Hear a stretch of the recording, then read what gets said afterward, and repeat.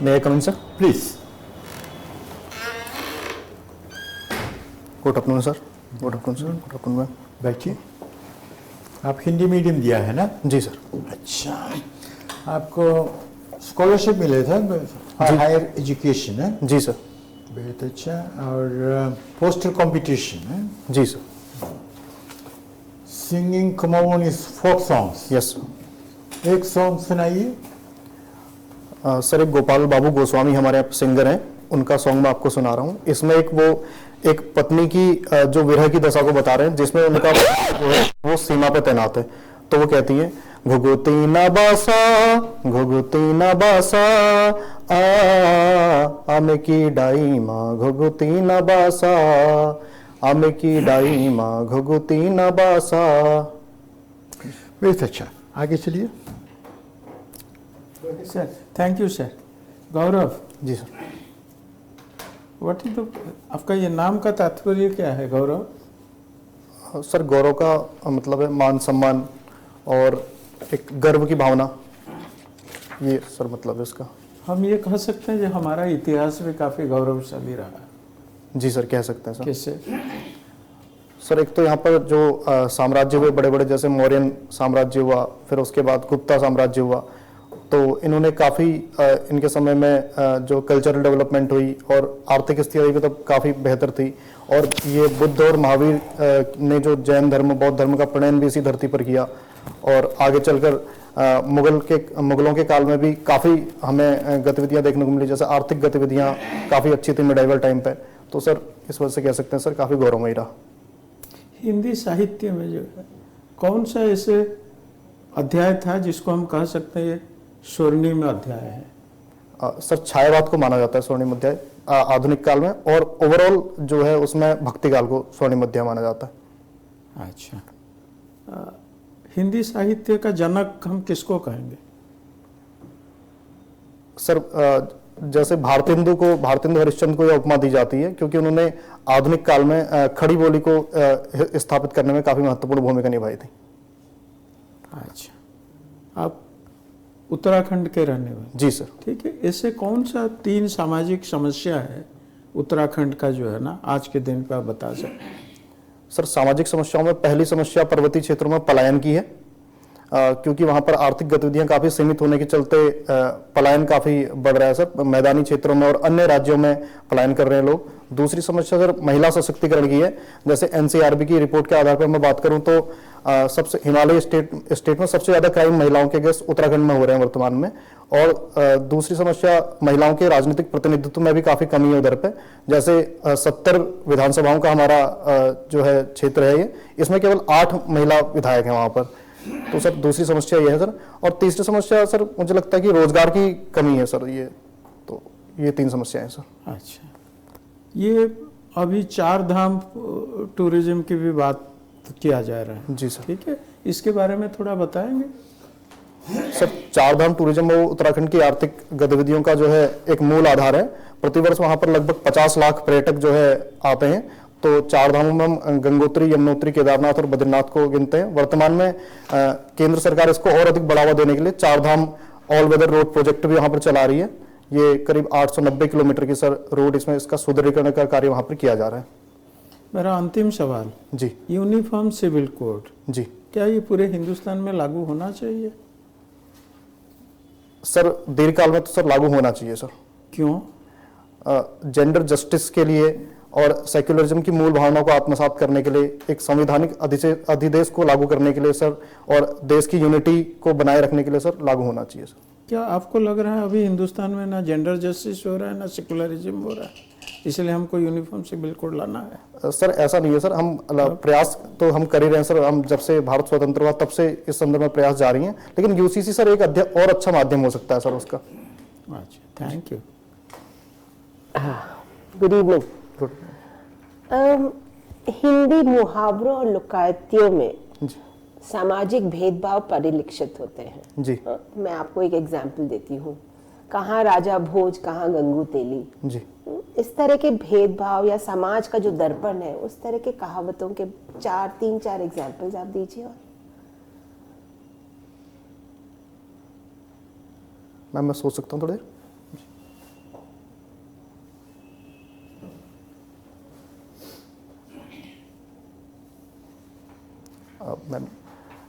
जैसे ये मेरी मान्यताएं नहीं है, जो समाज में परिलक्षित होती है। समाज जी का ही, हाँ। जी जी। एक मैम कहते हैं जो जातिवाद काफी देखा जाता है, जैसे छोटी जात करे उत्पात कहते हैं, और महिलाओं के विरुद्ध जैसे मैला आंचल में एक रचना, उसी में कहते हैं कि जोरू जमीन जोर का नहीं तो किसी और का। तो मैम यही याद कर पा रहा हूँ मैम अभी। बुरी नजर वाले तेरा मुंह काला। जी यस मैम। तो ये समाज, इसीलिए कहते हैं कि साहित्य समाज का दर्पण है। Yes ma'am. आप एक हिंदी साहित्य में ये भी कहा जाता है कि मौन की एक भाषा होती है। जी। आप सहमत हैं? मौन की क्या भाषा होती है? मैम ये अज्ञेय इसके प्रोधार हैं इस वाक्य के। मैम मौन भी, जैसे यदि किसी से सहमति असहमति दर्शानी होती है और कभी मौन रहना होता, तो ये तीनों मतलब इससे हम परिलक्षित कर सकते हैं। जैसे कि बड़े पिताजी से मैं कुछ अनुमति मांगूं कि जैसे मेरे पिताजी स्ट्रिक्ट हैं, तो जैसे अनुमति मांगू, कुछ नहीं कहेंगे तो मैं घर से बाहर नहीं जाऊंगा, तो उन्होंने मौन से ही यहाँ पर अभिव्यंजना की मैम। और तो मैम मैं यही समझ पा रहा हूँ इसके बारे में।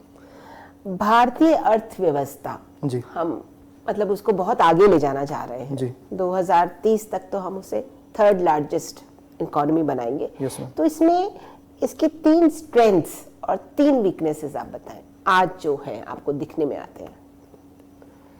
मैम पहले मैं स्ट्रेंथ की बात करता हूँ। तो वर्तमान में भारत जो है वो डेमोग्राफिक डिविडेंड की स्थिति में है।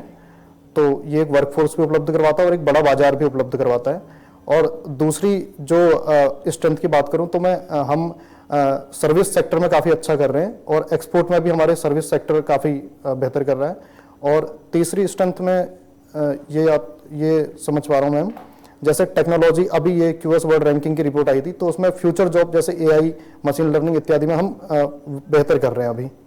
और जैसे अब मैं कमियों की बात करूं तो इसमें हमारा विनिर्माण क्षेत्र कई वर्षों से जैसे स्थिर बना हुआ है, तो उसमें कोई हम प्रगति नहीं दर्शा पा रहे हैं। और डेमोग्राफिक डिविडेंड का हम सही प्रयोग नहीं कर पा रहे हैं, क्योंकि कौशलीकृत व्यक्तियों की समस्या है। दूसरी समस्या मैम यह है। और तीसरी मैम जो एग्रीकल्चर भी हमारा काफी अच्छा परफॉर्म नहीं कर पा रहा। जैसे निर्यातों की बात करें तो हम वो $52-53 बिलियन प्रतिवर्ष पर ही अटका हुआ मैम एग्री एक्सपोर्ट हमारा। आपको लगता है 3 सेक्टर्स जो है, एग्रीकल्चर, मतलब सर्विस और इंडस्ट्री, जी। इन तीनों को एक चीज प्रभावित कर रही है और इकोनॉमी को पुल डाउन कर रही है, वो क्या है? क्या फिगर नीचे खींच रहा है? मैम डिमांड की कमी होना, जैसे घरेलू बाजार में कंजम्पशन बहुत जी, नीचे जा रहा है। जी मैम। और जब तक वो पुल नहीं होगा जी तो फिर आपका इकोनॉमी आगे नहीं बढ़ सकती। Yes ma'am. Thank you. Okay Gaurav, तो हिंदी साहित्य के गौरव कौन है? सर ये विभिन्न समयों में अलग अलग रचनाकारों को बता दें। जी सर, जैसे आदिकाल की बात करूं तो मैं उसमें सिद्धनाथ जो संत हुए, जैसे सरहपा हुए और गोरखनाथ हुए, तो इनको हम मान सकते हैं। भक्ति काल की बात करूं तो कबीर, तुलसी और जायसी और सूरदास। और आधुनिक काल की मैं बात करूं तो भारतेंदु हरिश्चंद्र, मैथिली शरण गुप्त जी, और छायावाद के 4 कवि सर ये हैं सर हिंदी काफ़ी हैं जी। ओके। और प्रगतिवाद में कौन है? सर प्रगतिवाद में एक तो मुक्तिबोध जी, और केदारनाथ अग्रवाल, केदारनाथ सिंह और रामविलास शर्मा जी। अच्छा जी। और अज्ञेय वगैरह को भूल गए? सर अज्ञेय ये अब प्रयोगवाद में और नई प्रयोगवाद कविता में शामिल हाँ, करेंगे जी सर। ओके ठीक है। और चलिए ये बताइए, शब्द शक्ति किसको कहते हैं? शब्द शक्ति का तात्पर्य सर शब्दों की जो है, शब्दों के माध्यम से जैसे नादात्मकता, अभिधात्मकता इत्यादि को हम इसमें सम्मिलित करते हैं। जैसे अभिधा की मैं यदि बात करूं, लक्षणा, जी व्यंजना जी सर, यदि अभिधा की बात करूं तो उसमें जो वाच्यार्थ है वही हमारा अभिप्रेतार्थ होता है, सीधी सीधी भाषा में प्रयोग करना।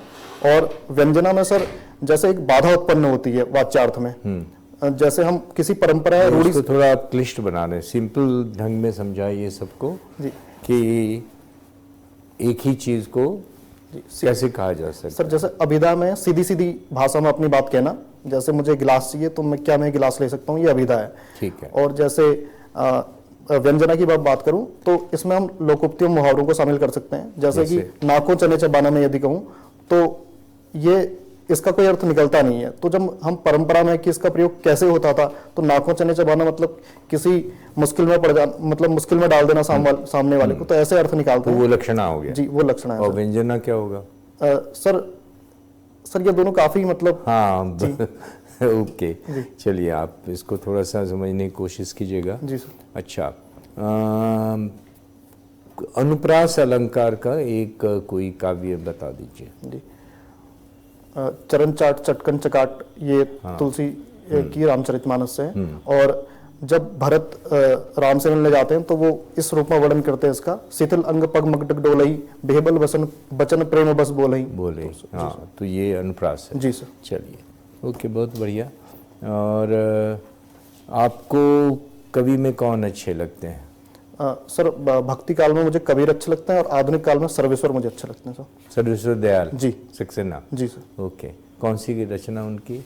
सर खूंटियों पर टके लोग उनकी प्रसिद्ध रचना है, अच्छा। और प्रार्थना करके और भेड़ करके ये उनकी अन्य कविताएं हैं सर। तो उनके सर्वेश्वर दयाल सक्सेना में आपको क्या अच्छा लगता है? सर उनके काव्य में मुझे उनका वैविध्य अच्छा लगता है। जैसे कि जी, वो दर्शन की भी बातें करते हैं, प्रेम की भी बातें करते हैं, और समाज को दिशा दिखाने के लिए राजनीति इत्यादि की भी बातें करते हैं, और सीधी अभिधा भाषा का वो प्रयोग करते हैं। जैसे कहते हैं कि बिंब और प्रतीक को मारिए गोली, मेरे साथ बोलिए खड़ी फरुखावादी बोली करके। हाँ, जी सर। सो बेसिकली उनका बहुत खड़ी खोटी भी है, सुना जी, देते जी हैं। सर। ओके। कुमायूं के में कोई प्रसिद्ध साहित्यकार हुई हैं हिंदी में? जी सर। कौन हुई? सर छायावाद के कवि हुए सुमित्रानंदन पंत जी, वो बागेश्वर जिले से आते हैं। हाँ, तो वो प्रसिद्ध कवियत्री कवियत्री या साहित्यकार, मतलब जी। लेखिका कहिए, उपन्यासकार। सर मैं लेखिका को तो याद नहीं कर पा रहा। शिवानी किसका नाम था? शिवानी पंत जी। गौरा पंत थी। गौरा पंत को शिवानी कहते थे। उनकी कुछ कृतियों का नाम? सॉरी सर, मैं याद नहीं कर पा ओके, रहा। जी। अच्छा, राइट। गौरव, Yes, ma'am. आरजी कार का जो केस है जी। आज वो न्यूज में है। Yes ma'am. क्यों न्यूज में है आज वो? मैम जो उसके आरोपी थे उनको सजा दे दी गई है कोर्ट ने। क्या सजा मिली है? सॉरी मैम, मैं आजीवन कारावास। जी। किंतु डिमांड की जा रही है कि उनको मृत्युदंड दिया जाए। जी आपका क्या मानना है, आजीवन कारावास या मृत्युदंड? मैम एक सभ्य समाज की दृष्टि से देखें तो मृत्युदंड तो नहीं दिया जाना चाहिए, लेकिन जैसे कभी कभी जैसे अब वो जघन्य कृत्य है तो उस अपराध की तीव्रता को देखते हुए जैसे मैम जा सकते हैं मैम मृत्युदंड की। इस केस में आपको अगर बोला जाए जी। तो क्या करेंगे आप, मृत्युदंड या फिर आजीवन मैं कारावास? मृत्युदंड की बात करूंगा मैम। पर इस टाइप के केसेस में मृत्युदंड हमने निर्भया केस में भी देखा जी। है ना, कई केसेस में देखा। जी। ये तो किसी भी तरह से कोई इन टाइप के जो आपके जो क्राइम है ना, उसमें कोई डेटरेंस का काम ही नहीं कर रहे हैं, तो फिर भी मृत्युदंड? मैम डेटरेंस का काम तो करते हैं मैम ये, जैसे कि मैम अगर आप एनसीआरबी की रिपोर्ट देखिए जी। तो ये crime against women, specially rape cases and all, ये तो बढ़ते ही जा रहे हैं। मैम इसके लिए हम और जैसे डेटरेंस क्रिएट करें और साथ में मैम जागरूकता समाज में शिक्षा के स्तर से ही हम परिवर्तन लाने का प्रयास कर सकते हैं। कैसे शिक्षा के थ्रू हम इस पर्टिकुलर मुद्दे पे परिवर्तन लाएंगे? मैम एक दीर्घकालीन प्रक्रिया है ये, जैसे बचपन से ही हम जैसे ये शिक्षा दें कि संस्कार जो है वो डेवलप करें, परिवार की इसमें भी भूमिका है और जो है शिक्षकों की भी इसमें भूमिका है कि एक लैंगिक समावेशी वातावरण जो इसमें डेवलप करें। जैसे पाठ्यक्रम में भी कुछ इस तरीके की हम चीजें शामिल कर सकते हैं मैम। अच्छा, आपने बोला मृत्युदंड एक सभ्य समाज में नहीं होना चाहिए। जी। भारत में आज भी मृत्युदंड है, जी। तो शुड मतलब capital punishment B abolished in India? क्या ये हटा देना चाहिए? मैम वर्तमान परिदृश्य में तो मुझे लगता है कि सही है, लेकिन एक संक्रमणकालीन क्यों वर्तमान में क्यों सही है? मैम क्योंकि अभी जो है ये केसेस काफी आ रहे हैं महिलाओं के अगेंस्ट अपराध। खाली महिलाओं के अगेंस्ट केसेस के लिए मृत्युदंड देता है भारत? मैम ऐसा नहीं है मैम, और भी जैसे आतंकवादी कृत्य होते हैं कुछ, तो उनमें भी हमें जरूरत है इस तरीके की डेटरेंस क्रिएट करने के लिए। और अपराध भी बढ़ रहे दिन प्रतिदिन, जघन्य हमारे कृत्य सामने आ रहे हैं, तो एक संक्रमणकालीन प्रक्रिया के लिए जरूरी है, लेकिन दीर्घकाल में मैम हम इसे जब जैसे जिन केसेस में भारत दे रहा है वो केसेस तो बढ़ते जा रहे हैं। जी मैम, हमें एक आशा तो रखनी पड़ेगी कि हमारा समाज जो है बेहतर होगा आगे आने वाले समाज समय को बेहतर करने के लिए आपके हिसाब से क्या कदम उठाने चाहिए? शिक्षा, सारे बोलते हैं शिक्षा होनी चाहिए, आर्थिक प्रगति होनी चाहिए, ठीक है, सब कुछ हो रहा है, ठीक है, लिटरेसी रेट भारत का बढ़ रहा है, आर्थिक प्रगति आप देखिए भारत का, अभी मैम ने आपसे क्वेश्चन पूछा 2030 है ना, तो सब कुछ हो रहा है, ठीक है, टेक्नोलॉजिकली इंडिया आगे जा रहा है, पर फिर इस टाइप के असभ्य समाज वाले क्राइम क्यों बढ़ते जा रहे हैं?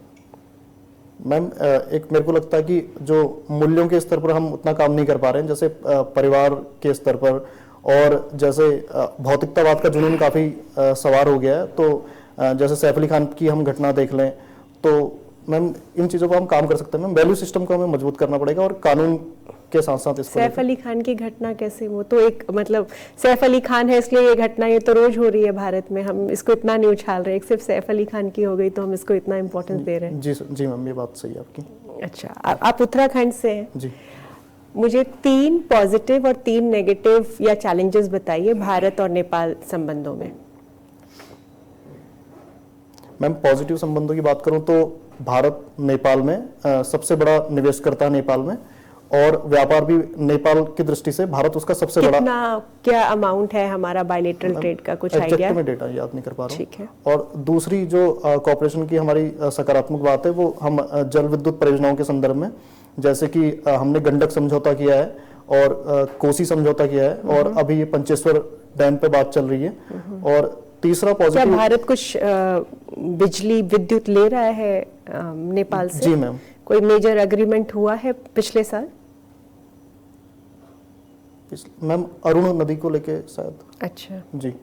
और तीसरा जो कॉर्पोरेशन का क्षेत्र है, वो मैम एक तो रोटी बेटी का संबंध, जो पीपल टू पीपल टाइज काफी अच्छे हैं, ये सकारात्मक चीज है। और नेगेटिव की मैं बात करूं तो वहां पर एक तो हाल ही में लिपुलेख, लिम्पियाधुरा और कालापानी के बीच जो विवाद उत्पन्न हुआ था, नेपाल ने उस पर अपना जो एक दावा किया था, वो नेगेटिव पॉइंट है मैम।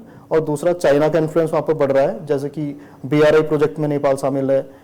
और तीसरी चुनौती मैम ये है कि जो खुली सीमा है हम दोनों के, नेपाल और भारत के बीच में, तो वहां से जैसे आतंकवादी इत्यादि ये फिल्ट्रेशन वगैरह होता तो है। सीमाएं हमें जो है, जो खुली सीमाएं हैं, उनको हमें बंद कर देना चाहिए भारत और नेपाल के बीच में। क्या इस पे कोई काम हो रहा है, होना चाहिए? मैम, इसमें हम इंटीग्रेटेड चेक पोस्ट वगैरह बना रहे हैं वहाँ पर, कि जहाँ पर से जो निगरानी वगैरह इस पर रखी जाए। लेकिन मैम मुझे लगता है जैसे हमारे पिथौरागढ़ को ले लें, इधर चंपावत को ले लें, तो वहाँ बिल्कुल संबंध चलते हैं नेपाल के लोगों से।